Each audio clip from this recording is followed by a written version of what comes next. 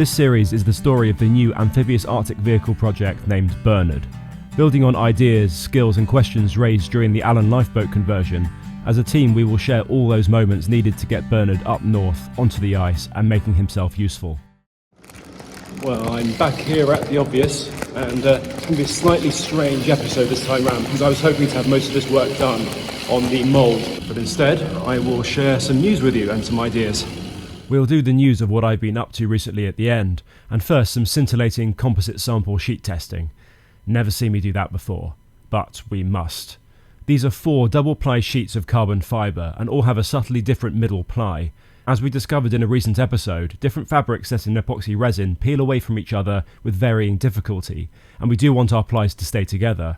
Quote-unquote tough fabrics are known to interact with resin less strongly than carbon fibre or that old stalwart of the composites world, heavy glass fibre.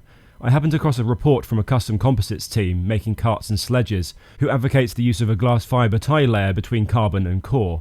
Since foam core will fail in aggressive peel tests, I thought I'd sandwich glass between 2 layers of carbon instead. The point? Does the glass make the 2 carbon plies harder to part?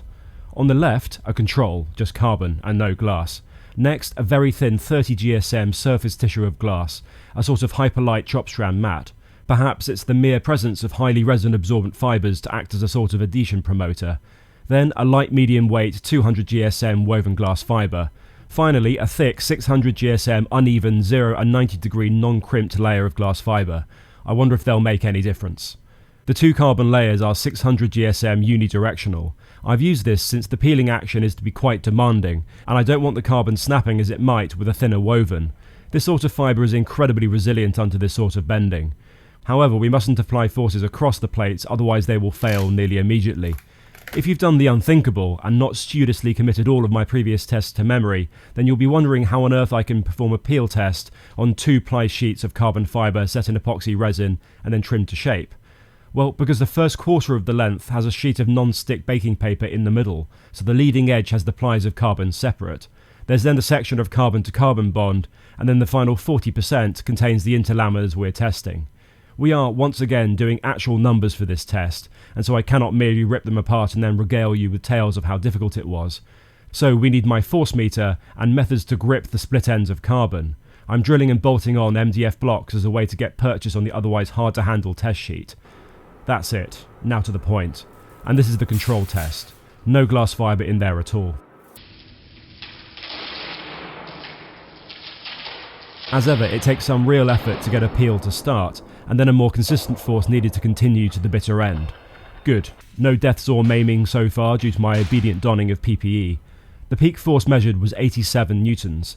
No idea yet if that's a lot or a little.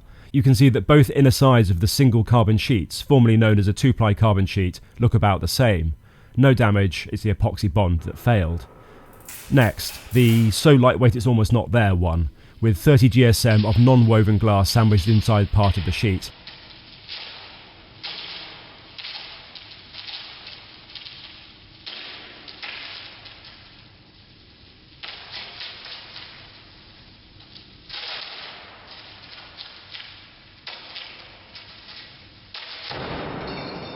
I couldn't notice a particular threshold where it got harder to peel there, not particularly moved by this glass, either emotionally nor practically, and the peak force measured was only 67 newtons, so it appears that the small amount of surface tissue has a detrimental effect in this roll and should probably stick to its day job improving the surface finish of cosmetic laminates.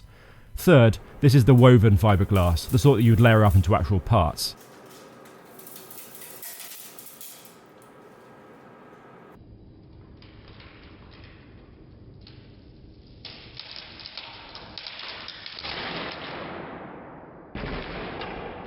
Wow, okay, so we reach a point where the resistance really hits a barrier and then my MDF block fails. Interesting. And the maximum force measured was 183 newtons, over double the force needed to peel back the control. I needed a few minutes to create a new replacement block, but I was not finished with this sample yet. We've not split it apart yet. I finally managed it and even set free a few fibres into the air, which I most certainly did clean up after the test. What did we measure? A mighty 193 newtons of force needed to overcome that interlayer's leading edge, and then continue the peel at I think a slightly but not dramatically lower force. Intrigued by that, and the glass in there looks to be in good condition, it all stayed bonded to one side, which would be down to the woven structure not wanting to be pulled apart. Final one now, the much thicker 600 GSM glass interlayer, which would add at least 50% extra weight to this laminate. That's a hint about one of my conclusions from this test.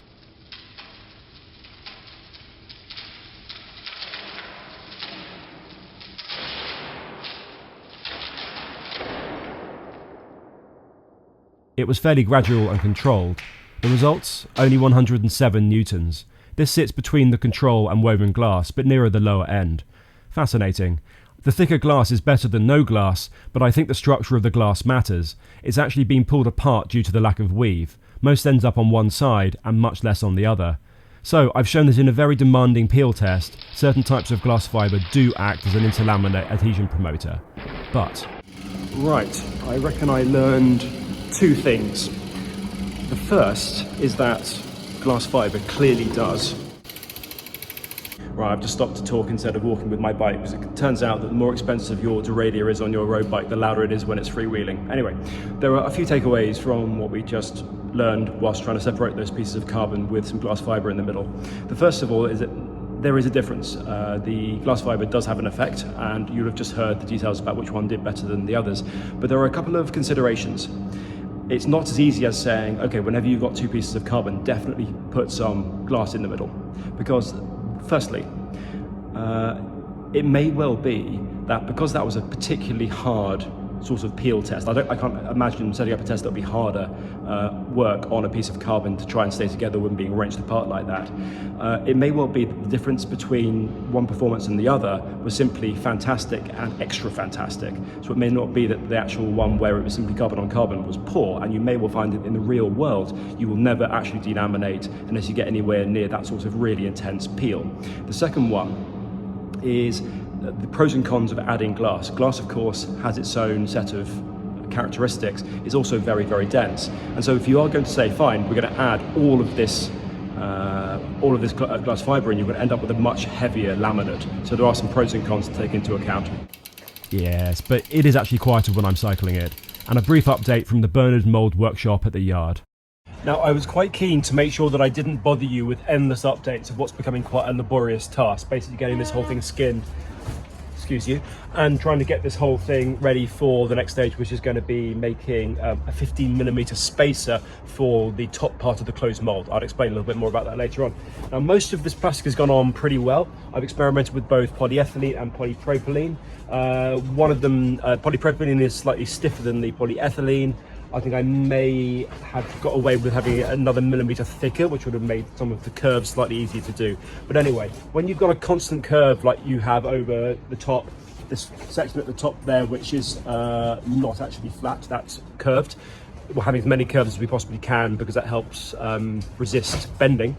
That's all fine because you get a consistent radius. What you do end up with a slight issue with, and I'll show you here, the flat bits are actually a lot harder.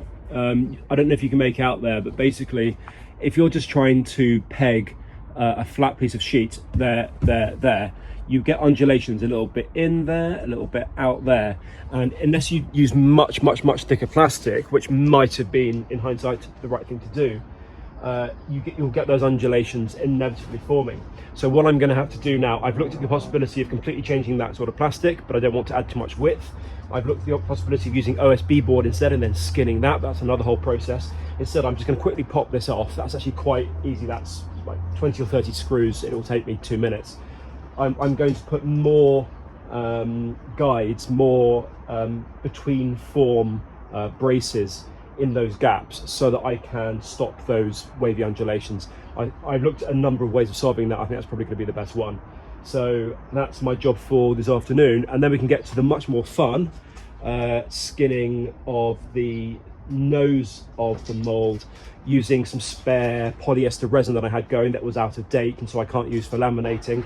And I've added in some filler and some anti-shrinkage stuff, aluminium try something. I'll say what it is in the voiceover, which will then give me the final surface that I can prep ready for the release film, which will then be going over this nose section, because obviously this can't be polypropylene, because good luck getting polypropylene with the equipment that I have to form to something that complex. That's actually quite fun. You can see I've done a little bit of resining over there just to make sure it was a good idea and it worked. It does work, it's fantastic. Right, I need to get this flat. See you in a second. And this is a second later. Now, ladies and gentlemen of the channel, I have been exceptionally busy over the last few weeks, not only doing what you've been seeing little glimpses of today, and also trying to get my email host over from one company to another. You would have thought that in 2025 we would find a way just to move from one professional email host to another, because email's been around for a while now. Apparently not. So I've been fighting every single battle. It's like whack-a-mole. You solve one problem, another one appears. Anyway, I'll stop ranting. I've also been super busy speaking to China. And this is a really good example of when, if you pick the right companies and the right individuals, Chinese companies, manufacturing companies can be absolutely fantastic. Great communication, really good bespoke service. And I'm really hoping this is going to work out well. You'll notice over there on the screen, and I will do some very clever cutaways now to show you what I've actually been working on.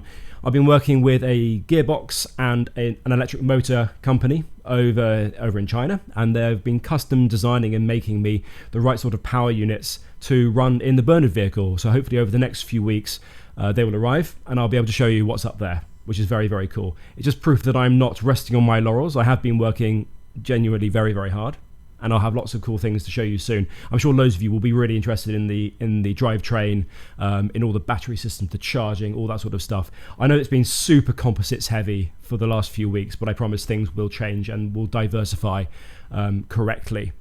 Anyway, I have one more thing to share with you, which is me mucking around with a dustbin. But in the meantime, I shall put this down. Finally, because Bernard knows where else you'd put a B-roll aside like this, I've decided to get those water-filled bins, as I promised, to act as additional anchors for the workshop tent. And since we don't have mains water supply in this area, and the channel policy is that washing hands is a good thing, I thought I'd save time and money by adding a little stainless steel tap. Quick, easy, and I've inverted the bin lid and drilled a hole so that rainwater can enter, but water can't evaporate on a hot day. I shan't show you it working just yet though, otherwise you won't watch my next video, which you must. Bye.